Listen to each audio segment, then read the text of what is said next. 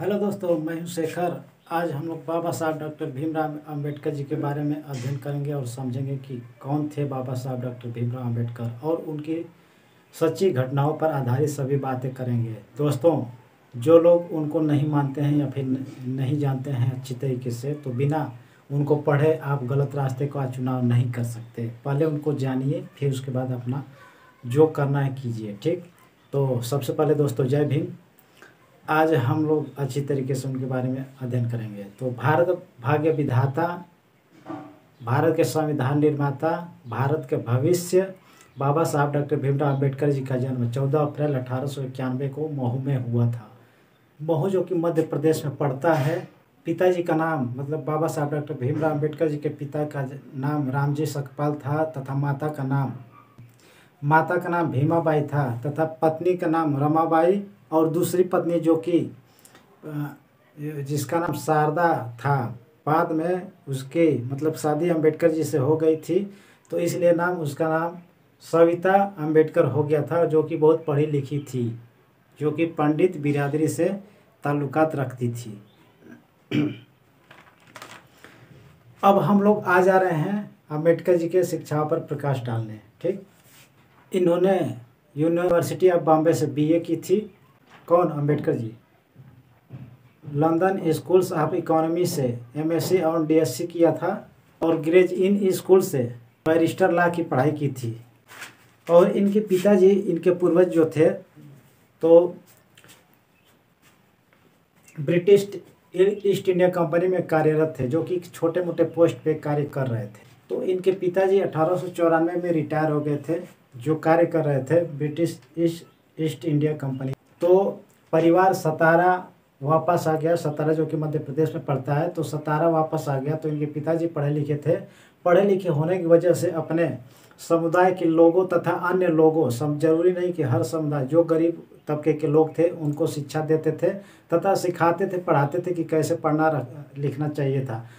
तो अम्बेडकर जी को लगता था कि वो बहुत धनी है। तो एक बार क्या होता है कि उनके साथ एक घटना घटित होती है कि चुपचाप रात में निकल लेते हैं एक गट्ठर लेकर, जिसमें उनको लगता है कि बहुत पैसा है।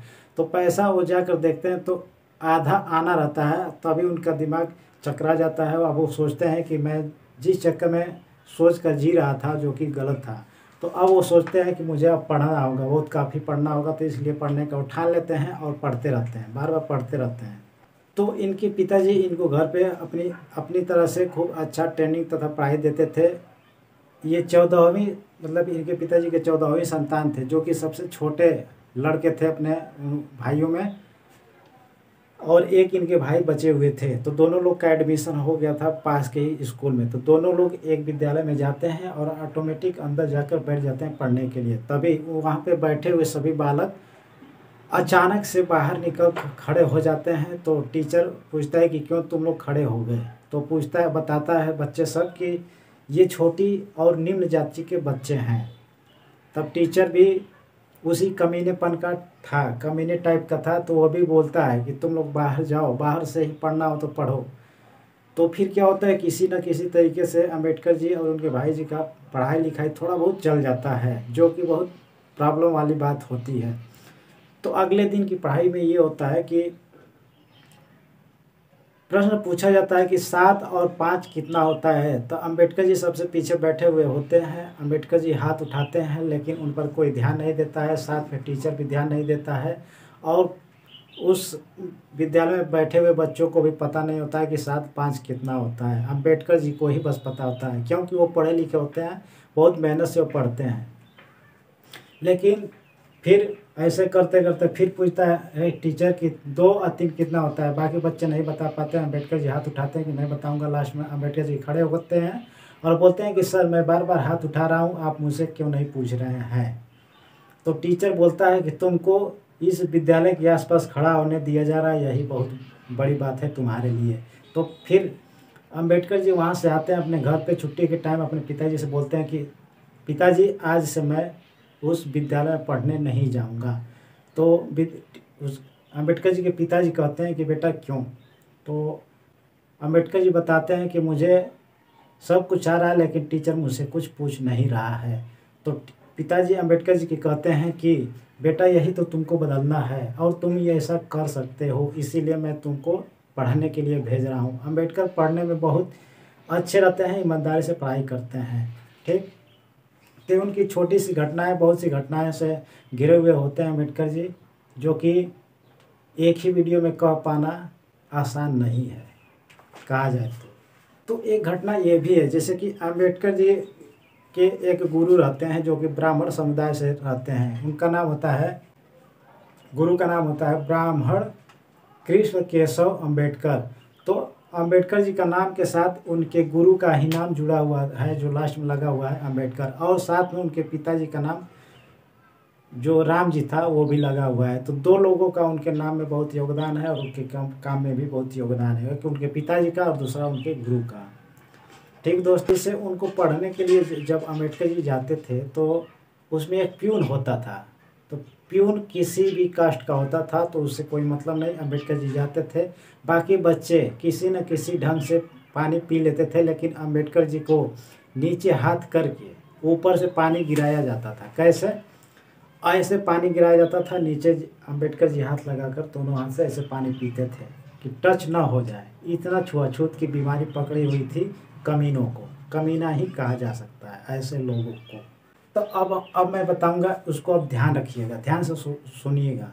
महार, चमार और चर्मकार होना एक बहुत बड़ी बात है, कोई होना नहीं चाहता है, क्योंकि ये अपने आप में बड़ी बात है ना। बड़ी चीज़ कोई कर नहीं पाता है, इसलिए महार होना बहुत बड़ी बात है, जो कि अम्बेडकर जी थे। एक बार क्या होता है कि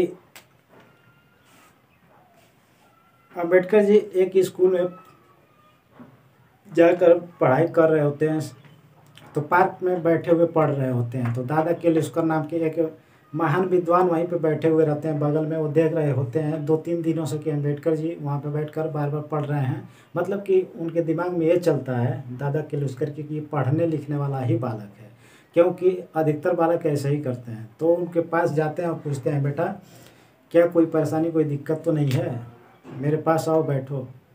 तो अम्बेडकर जी उनके पास जाते तो हैं लेकिन बैठते नहीं हैं, क्योंकि उनको दिमाग में ये चलता है कि हम छोटे जाति से हैं, हम किसी के पास बैठ नहीं सकते हैं। तो दादा केलुस्कर जी कहते हैं कि बेटा मैं सभी को समान रूप से देखता हूँ, इसलिए तुम मेरे पास बैठो, आपको बैठना पड़ेगा। तो अम्बेडकर जी बैठते हैं, फिर बताते हैं कि कैसे कैसे उनके जीवन काल में घटनाएं घटित हुई हैं। तो दादा केलुस्कर जी ने बुद्ध जी की जीवनी जो होती है किताब, वो अम्बेडकर जी को देते हैं और कहते हैं कि अम्बेडकर तुम इसको पढ़ते रहना। तो अम्बेडकर जी उसको पढ़ते हैं, उनके दिमाग का विकास और थोड़ा अच्छा हो जाता है। और दादा केलुस्कर उनको लेकर गायकवाड़, बड़ौदा के गायकवाड़ के पास लेकर जाते हैं, जो कि सयाजीराव थर्ड थे, उनके पास लेकर जाते हैं अम्बेडकर जी को। और अम्बेडकर जी को गायकवाड़ के द्वारा यूएस भेज दिया जाता है, यूएस भेज दिया जाता है गायकवाड़ के द्वारा, जो कि 25 रुपये पर मंथ स्कॉलरशिप रहती है, जो कि आज के युग में 25 रुपये बहुत छोटी रकम होती है, उस टाइम बहुत बड़ी थी। 1 महीने की फीस होती थी, उतने रुपए में यूएस में जाकर अम्बेडकर जी पढ़ाई करते थे। 4 साल के लिए गए थे। 1917 में पढ़ाई करके अम्बेडकर जी वापस आ रहे थे, तो जर्मनी की एक पनडुब्बी होती है, उनमें अम्बेडकर जी की पुस्तक होती है। तो अचानक से जर्मनी की पनडुब्बी डूबने लगती है और डूब ही जाती है। अम्बेडकर जी बच जाते हैं। पता है क्यों? क्योंकि उसमें अम्बेडकर जी की बस लिखी हुई पुस्तक तथा बाकी सभी पुस्तकें होती है जो पढ़ने लायक होती है, वो सभी डूब जाती है। तो कहा ना जाता है ना कि शिक्षा को चोरी नहीं की जा सकती, क्योंकि अम्बेडकर जी वो विद्वान थे कि जिनका मतलब कि दिमाग में बहुत ज्ञान का भंडार था। तो कोल्हापुर के साहू के पास जाते हैं, रियासत जो रहते हैं उनके ही देख रेख में अम्बेडकर जी मूक नायक, जो कि साप्ताहिक पत्रिका होती है, को प्रसारित करते हैं, जिससे किसी भी जाति के लोग उनको पढ़ते हैं तथा अम्बेडकर जी को समझने लगते हैं। इसलिए अम्बेडकर जी बहिष्कृत हितकारी सभा की स्थापना करते हैं। क्यों करना पड़ता है? जरूरी था, क्योंकि अम्बेडकर जी को और उनके मतलब कि दलित समुदाय के लोगों को निम्न दृष्टिकोण से ही देखा जाता था, इसलिए इनको हितकारी बहिष्कृत सभा की स्थापना करना पड़ता है, जो कि बाद में ज़रूरत नहीं पड़ती, ज़रूरत इसलिए पड़ गई क्योंकि इनको इग्नोर किया जाता था, अनदेखा किया जाता था। क्योंकि अम्बेडकर जी एक प्रोफेसर बनकर जाते हैं पढ़ाने के लिए विद्यालय में, तो पढ़ाते हैं, पढ़ाई में बहुत होनहार रहते हैं। तो कहा जाता है कि निम्न स्तर के प्रोफेसर इनसे हम लोग नहीं पढ़ेंगे। वो बच्चे कहते हैं जो कि अदर कास्ट के रहते हैं, सब सवर्ण और अदर कास्ट के। तो फिर कहा जाता है कि ये जब लंदन से पढ़े हुए हैं इसका मतलब अच्छे पढ़ाएंगे। 3 दिन देखो प्रोफेसर ने दूसरा बोला, तो पढ़ने के बाद पता चला अरे बहुत अच्छा पढ़ा रहे हैं। तो बच्चे सब तो तैयार हो गए पढ़ने के लिए, लेकिन बाकी प्रोफेसर इनसे घृणा करते थे क्योंकि इनकी पोस्ट और इनकी एजुकेशन से प्यार नहीं होता है। और ना बाकी इग्नोर करने वाली बात होती है इनकी जाति से, क्योंकि वो भी थोड़ा सा मूर्खता इसे ही कहा जाता है ना, क्योंकि उस टाइम के वो सब मूर्ख थे जो कि इनको निम्न दृष्टिकोण से देखते थे। तो उसी को बदलने के लिए अम्बेडकर जी ने ठान लिया कि मुझे इस बहिष्कृत सभा की स्थापना करना पड़ेगा, नहीं तो हमारा समाज ऐसे ही रह जाएगा कितना भी पढ़ा लिखा क्यों नहीं। तो अम्बेडकर जी के बायोग्राफी का नाम है वेटिंग फॉर वीजा। इनके बुक का नाम है होमवर्क द शूद्रा। अब इनके अम्बेडकर जी के संविधान सभा में योगदान क्या है, अब इसको हम लोग थोड़ा सा इन पे चर्चा करते हैं। तो इनको एक व्यक्ति थे, वो बोले थे कि भारतीय संविधान के जनक और जननी कौन है, बाबा साहब डॉक्टर भीमराव अम्बेडकर। वो कहने वाले कौन व्यक्ति थे, कौन महान पुरुष थे, के.वी. राव थे। एक बात और आश्चर्यजनक बात है कि बाबा साहब डॉक्टर भीम मतलब भारतीय संविधान में बाबा साहब डॉक्टर भीमराव अम्बेडकर जी के इतना पढ़े लिखे कोई लोग थे ही नहीं। उनके टक्कर का एक व्यक्ति था जिसका नाम था डॉक्टर B.N. राव, जो कि भारतीय संविधान के सलाहकार समिति के अध्यक्ष थे। तो जब इन पर ये प्रयास किया गया कि संविधान सभा के ये अध्यक्ष बनने वाले हैं, तो बाकी जितने भी